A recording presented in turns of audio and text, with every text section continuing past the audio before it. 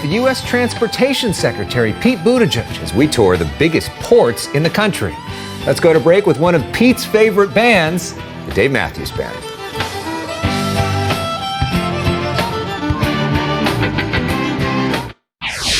This is a man who saved Christmas. One of the reasons why Christmas was not, in fact, canceled is that ports like LA and Long Beach moved record levels of goods. This week, Transportation Secretary Pete Buttigieg got his first ever in-person look at the ports of LA and Long Beach and took us along for the boat ride. 40% of all imports into the United States come through here. This is the largest port in the country, and they are seeing some progress when it comes to the backlog. What happens here impacts virtually everything you buy.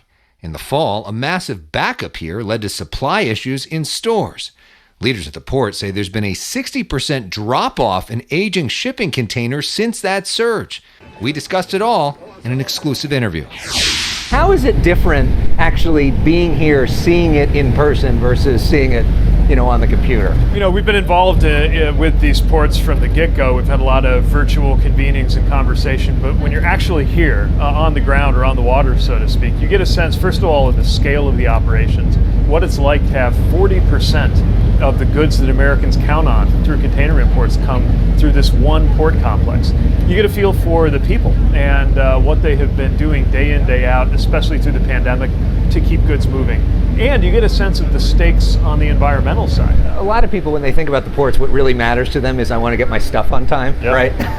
So how are we doing on that? Because obviously there was a struggle in November and December. Where are we at in terms of a progress report? Well, if you looked at some of the reports in October, you would have thought Christmas was pretty much going to be canceled in 2021. So we were definitely able to keep things moving. In fact, more than that, the amount of goods that moved through this port complex last year is a record. It's an all-time record high. Retail sales in the holidays were an all-time record high. That's the good news.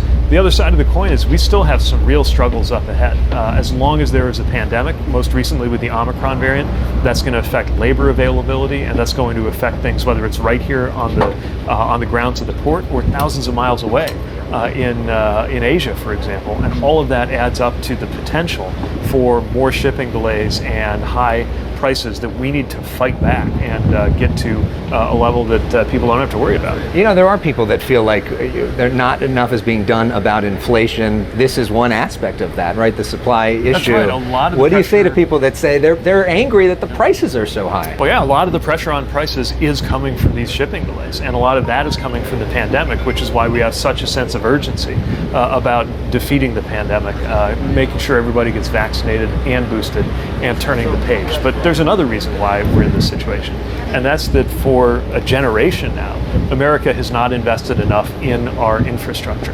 That's changed thanks to the president's bipartisan infrastructure law. $17 billion are coming to America's ports. That's going to make a big difference over the long run so that we can deal with the next shock, whether it's a pandemic, a national security issue, a weather crisis, or something you and I can't even imagine sitting here. What we can imagine is that we'll be better prepared to handle it when we invest in better infrastructure. Yeah. Bravo. I know you're very proud of the bipartisan infrastructure deal. You were a big part of negotiating that out. I know President Biden ran on this idea that he could be a bipartisan unifier. He did that with that, but why is that not working on the rest of the agenda?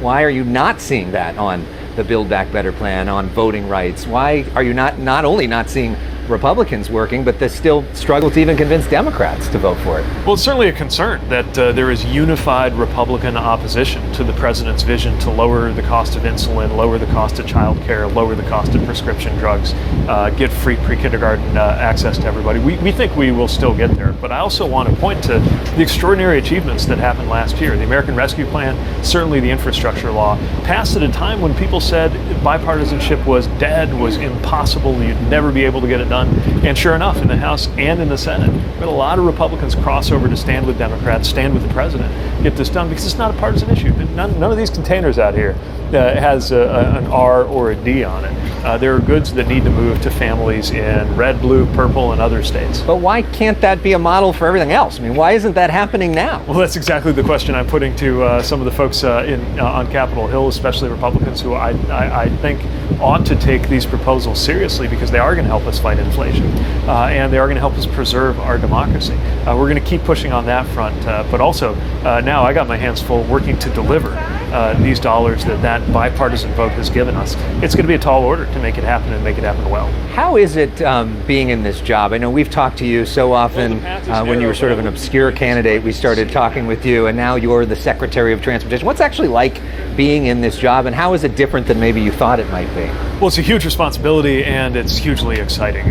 No Secretary of Transportation has had a chance to work with the kind of resources that we have been entrusted with by Congress and by the President.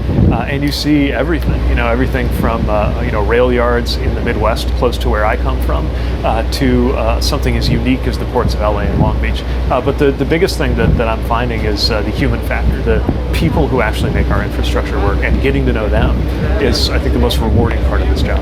Nice to meet you. Lastly, you're a dad now. How has that changed your life?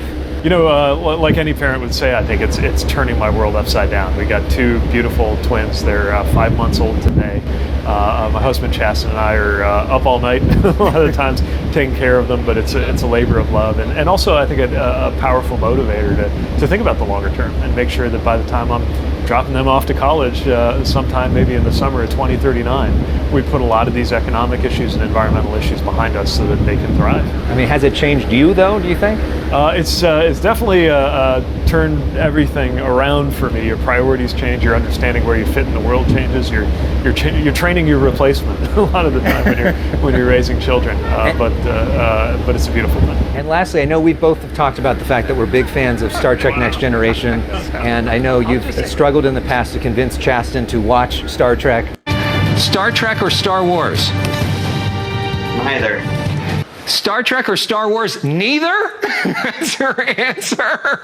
Season 2 of Picard, made any progress on getting him on the Star Trek train? I'm still working on it. He's got slightly different viewing habits than I do, but we'll converge every now and then. I still think Picard might be the thing to win him over. Okay, and you got now kids to worry about too. Yeah, exactly. Something to keep us busy during a 3 a.m. feed. Secretary, great to see you, and come visit us more often. We'd love it. Yeah.